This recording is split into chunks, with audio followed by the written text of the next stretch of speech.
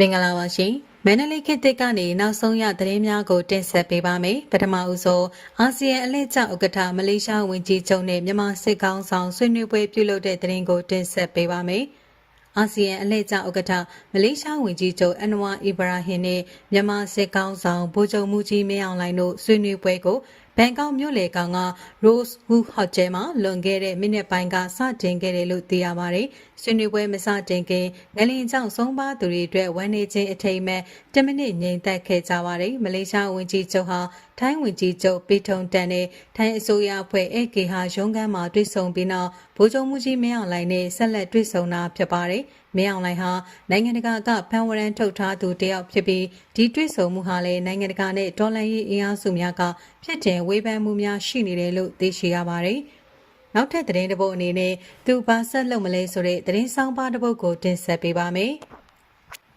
မင်းအောင်လှိုင်တဲ့အဖွဲ့သည်ငလင်တန်ခင်းတမန်ခင်းကိုအကြောင်းပြု၍ကျင်းစာဦးဇနီးမောင်နှံဟန်နီမွန်ထွက်သလိုတာယာကြည်နူးနေတော့လေဟန်နီမွန်ကာလလွန်မြောက်သွားကပြန်လေတိဆောက်ရေးအတွက်ငွေများလိုအပ်လာနေပြီဖြစ်သည်အဆိုပါငွေများကိုဘဲကရှာကြံရပါမည်လေခေါင်းချောက်အောင်စဉ်းစားရပြီတော့မည်အမေရိကန်ဘူမိဗေဒလိလာတိုင်းတာရေးအဖွဲ့ကအပြက်စီးများ၏တန်ဖိုးသည်အမေရိကန်ဒေါ်လာ10ဘီလီယံကျော်နိုင်သည်ဟုခန့်မှန်းထားပြီးထိုပမာဏသည်နိုင်ငံ၏အမျိုးသားထုတ်ကုန်စုစုပေါင်း၏80%ခန့်ရှိနေသည်မြို့ပေါင်း58မြို့ထိခိုက်ပျက်စီးသွားရပြီးလူဦးရေ18တန်းခန့်ငလင်တန်းခံခဲ့ရသည့်အနက်9တန်းကျော်သည့်အရေးတကြီးအကူအညီများလိုအပ်နေပါသည်2024တွင်ထုတ်ပြန်သောနိုင်ငံတကာကျွေးမြီအစည်းအဝေးခန်းစာအရမြန်မာနိုင်ငံ၏အကျွေးသည်စုစုပေါင်းအမေရိကန်ဒေါ်လာ12.1ဘီလီယံရှိနေသည်ဟုသိရပါသည်အဆိုပါကျွေးမြီပမာဏ၏36%ကိုဂျပန်နိုင်ငံထံမှတရားဝင်ဖွံ့ဖြိုးမှုအကူအညီ ODA နှင့်တက်တာသောအသုံးနှုန်းဖြင့်နှစ်ရှည်ချင်းငွေများဖြင့်ချေးယူထားခြင်းဖြစ်ပါတယ်15%သည်အပြင်ပုဂ္ဂလိကဘဏ်များမှချေးယူထားပြီး28%သည်ကမ္ဘာဘဏ်အာရှဘဏ်ကဲ့သို့နိုင်ငံတကာဘဏ္ဍာရေးအဖွဲ့အစည်းများထံမှဖြစ်ပါတယ်6%သည်တရုတ်ထံမှဖြစ်ပါတယ်ယခုပြန်လည်တည်ဆောက်ရေးအတွက်ချေးယူမည်ဆိုကအကျွေးများထပ်ပြီးလာဖို့သာရှိနေပါတယ်ထပ်အပိခံနိုင်သည့်ထား၎င်းတို့၏စီးပွားရေးစီမံခန့်ခွဲမှုများကိုကြည့်၍မြည်သူကမျှယုံယုံကြည်ကြည်နှင့်ချင်းငားရဲကြမည်မဟုတ်ပေ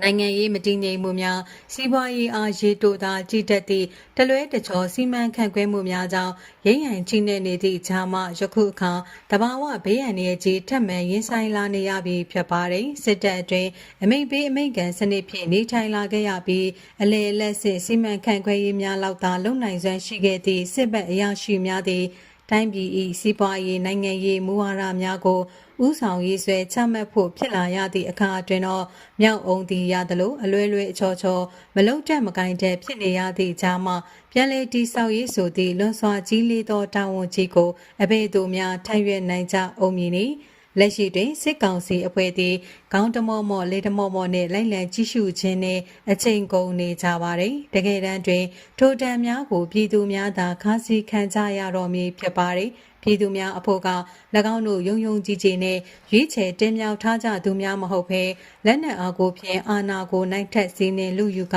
အတ္တမအုပ်ချုပ်နေသူများဖြစ်နေ၍လေမျက်နာကိုမမြင်ချင်လောက်အောင်ယွန်းရှာမုန်းတီးနေကြသည်မှာလေအစမ်းတကြဲတော့မဟုတ်ပေလက်ရှိငလင်ကြီးအတွက်နိုင်ငံတကာမှကင်းစင်ထောက်ပံ့ရေးအတွက်အရက်ဘက်အဖွဲ့အစည်းများကိုဦးဆောင်လာနိုင်အောင်ဖိအားပေးနိုင်မှသာငလင်ဘေးတင်ပြည်သူများအားထိရောက်သည့်အကူအညီများပေးနိုင်မည်ဖြစ်ပါတယ်နိုင်ငံတကာမှ၎င်းတို့နိုင်ငံကိုအုပ်ချုပ်ထိုက်သူများဟုပြောင်းလဲရှုမြင်လာဖို့ဆိုသည်က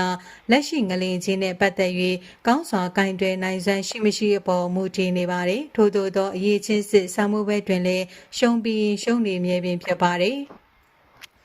ဉာဏ်အမျော်မြင်မဲ့မှုအတောက်တရားနှင့်မတော်လောဘတို့လွှမ်းမိုးခံရ၍ကန်းကုံအောင်မိုက်ခဲကြသဖြင့်လည်းစေကောင်းဆောင်လုပ်နေသူများသည်လေးနှစ်လုံးလုံးတရက်တလေးများစိတ်အေးချမ်းသာနေခဲ့ကြရသည်ဟု၍မရှိပေဖြတ်တန်းခဲ့ကြရရှာသူများလည်းဖြစ်ပါတယ်ယခုလည်းအန်နဝါရွတ်ပြမိအချက်၅ချက်ကိုနားထောင်ရန်ဘန်ကောက်သို့သွားအောင်မည်ဖြစ်ပါတယ်၎င်းအားလက်ရှိအာဆီယံဥက္ကဋ္ဌမှပထမဆုံးအကြိမ်လူရသွင်းပြီးခေါ်တွေ့ခဲ့ခြင်းဖြစ်ရာပြည်တွင်းတွင်ဝါဒဖြတ်နိုင်အောင်မည်ဖြစ်၍ဒီခံနားထောင်ပေးရမယ့်အတွေးမျိုးသာရှိနေပါသည်၎င်းအာဏာတည်မြဲရေးအတွက်ပြည်သူများခေါင်းထောင်ထမလာနိုင်အောင်ညံ့ညံ့နဲ့မျိုးစုံထုတ်ကာ နှိတ်ကွနေသည့်အတ္တမဝါဒီအားအာဆီယံမှဖုတ်ဖက်ခါနေရပြီးလာသည့်အဖြစ်ကိုအမျိုးသားညီညွတ်ရေးအစိုးရနှင့်တော်လှန်ရေးအဖွဲ့များမှပြင်းပြင်းထန်ထန်ကန့်ကွက်ပြောဆိုလိုက်ပြီးဖြစ်ပါတယ်။အနဝါနှင့်တာဆွင်ကမင်းအောင်လှိုင်အခက်တွေ့နေပြီးဖြစ်၍၎င်းကိုနားချရန်အကောင်းဆုံးအချိန်ဟုယူဆနေကြတော့လေမင်းအောင်လှိုင်အဖို့ကအခက်တွေ့နေသည်မှာမှန်တော့လေ၎င်းအာဏာတည်မြဲရေးအတွက်ဘာဆိုဘာနဲ့မှအလဲထက်လုံးမဲ့သူမျိုးမဟုတ်သေးကသိကြနေပါတယ်။နောက်ထပ်သတင်းတစ်ပုဒ်အနေနဲ့ကမာယုမီဒီယာမှကိုဟန်တာငိန်လူရဲစစ်သဖြင့်အချင်းထောင်မှလွတ်မြောက်တဲ့သတင်းကိုတင်ဆက်ပေးပါမယ်။စစ်တပ်အာဏာသိမ်းပြီးတလအကြာတွင်ဖမ်းဆီးထောင်ချခံခဲ့ရသည့်ကမာယုမီဒီယာသတင်းဌာနပူးရဲတီထောင်သူကိုဟန်တာငိမ့်သည်လူရဲစစ်သဖြင့်ရန်ကုန်မြို့အင်းစိန်အကျဉ်းထောင်မှယနေ့ဧပြီလ18ရက်နေ့တွင်ပြန်လည်လွတ်မြောက်လာကြောင်းစုံစမ်းသိရှိရပါသည်။စစ်တပ်ကအာဏာသိမ်းပြီးနောက်2021ခုနှစ်မတ်လ9ရက်တွင်ရန်ကုန်မြို့ကမာရွတ်မြို့နယ်စံရိပ်ငင်6လမ်းရှိကမာရွတ်သတင်းဌာနကိုစစ်ကောင်စီကလက်နက်ကိုင်များကဝင်ရောက်စီးနင်းပြီးကမာရွတ်သတင်းဌာနတွဲဖက်တီထောင်သူကိုဟန်တာငိမ့်နဲ့အက်ဒီတာချုပ်ဦးနေတန်မောင်တို့ကိုဖမ်းဆီးခဲ့ခြင်းဖြစ်ပါတယ်။အမေရိကန်နိုင်ငံသားဖြစ်သောဦးနေတန်မောင်ကိုမူ2021ဇွန်လ14ရက်နေ့တွင်ဆွဲချက်ပြန်ရုပ်သိမ်း၍မြန်မာနိုင်ငံမှထွက်ခွာခွင့်ပြုခဲ့တော်လေကိုဟန်တာငင်းကိုနိုင်ငံတော်စူပူအောင်လှုပ်ဆော်မှုရာဇသက်ကြီးဥပဒေပုံမှန်905ကကြီးဖြင့်အမှုပွင့်တရားစွဲဆိုထောင်ချခဲ့ကြပါသည်စစ်ကောင်စီကမြန်မာနှစ်သစ်ကိုအထိမ်းအမှတ်ဖြင့်နိုင်ငံတော်ဝန်ရှိအကျဉ်းထောင်များမှအကျဉ်းသား4893ဦးကိုယနေ့ဧပြီလ18ရက်မြန်မာ21ရက်နေ့တွင်ပြည်တံလွန်ငိမ့်သက်တာခွင့်ဖြင့်ပြန်လွတ်ခဲ့ရာတွင်လွတ်ရက်စေပြီဖြစ်သောအသက်43နှစ်အရွယ်ကိုဟန်တာငိမ့်လဲအပါအဝင်ဖြစ်ပါတယ်။ကိုဟန်တာငိမ့်လွတ်မြောက်လာကြောင်းကို၎င်း၏မိတ်ဆွေများနှင့်အကျဉ်းထောင်သတင်းရင်းမြစ်များကအတည်ပြုပါသည်။ပြည်ပခုတ်ကိုပေါင်းတီဒဝယ်နှင့်ညောင်ဦးအကျဉ်းထောင်များမှနိုင်ငံရေးအကျဉ်းသား22ဦးလွတ်မြောက်လာသည်ဟုမြန်မာနိုင်ငံလုံးဆိုင်ရာနိုင်ငံရေးအကျဉ်းသားများကွန်ရက် PPNM ကယနေ့နေ့လယ်မှာထုတ်ပြန်ပါတယ်စစ်ကောင်စီကချွင်းချက်ဖြင့်ယနေ့လွတ်ငြိမ်းခွင့်ပေးအောင်တွင်နိုင်ငံရေးအကျဉ်းသားပါဝင်မှုလွန်စွာနေပြီးတချို့အကျဉ်းထောင်များတွင်နိုင်ငံရေးအကျဉ်းသားများလုံးဝမပါသည်ကိုကနဦးတွေ့ရှိရသည်ဟု PPNM ကဆိုပါတယ်၎င်းတို့ကောက်ယူထားတဲ့ချက်လက်များအရနိုင်ငံရေးအကျဉ်းသား9%ခန့်သာပါဝင်နေသေးပြီး905ပုံမှန်များနေပါလာကနှိပ်ကြီးသမားများသာကြန့်ရှိတော့သည်ဒေါ်လာရေးအောင်မြင်နိုင်မှသာနိုင်ခြင်းများလွတ်မြောက်နိုင်မည်ဟု PPNM တာဝန်ရှိသူကိုတိုက်ထွန်းဦးကဆိုပါတယ်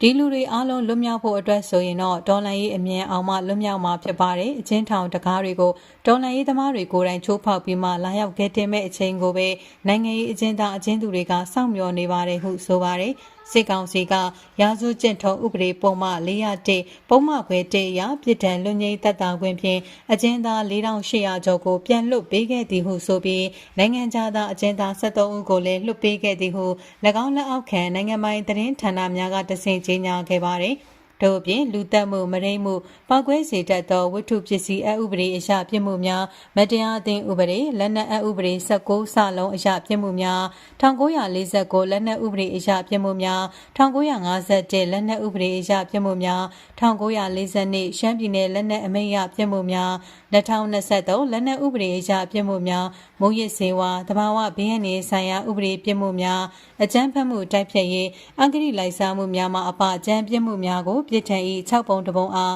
ရှော့ချပေးလိုက်ကြောင်းပါရှိပါတယ်။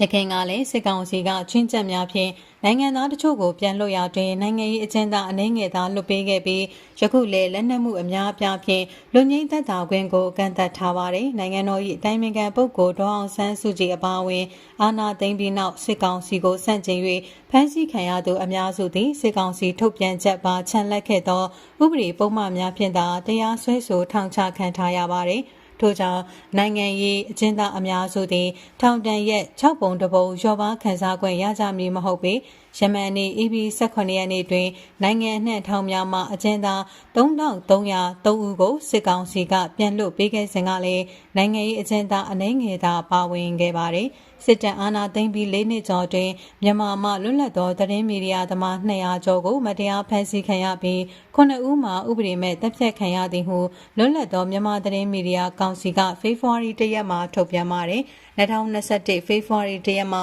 ယခုနှစ် EB 17ရက်ထိစစ်ကောင်စီ ထိဖမ်းဆီးခံရသူ29,030 ဦးရှိပြီးထို့အထဲမှာ22,198 ဦးမှာထိန်းသိမ်းခံနေရဆဲဖြစ်ကထိန်းသိမ်းခံနေရသူများအနက်မှာ1,969 ဦးမှာထောင်ဒဏ်ချမှတ်ခံထားရသည်ဟုနိုင်ငံရေးအကျဉ်းသားများကူညီစောင့်ရှောက်ရေးအသင်းရဲ့စာရင်းများအရသိရှိရပါသည်။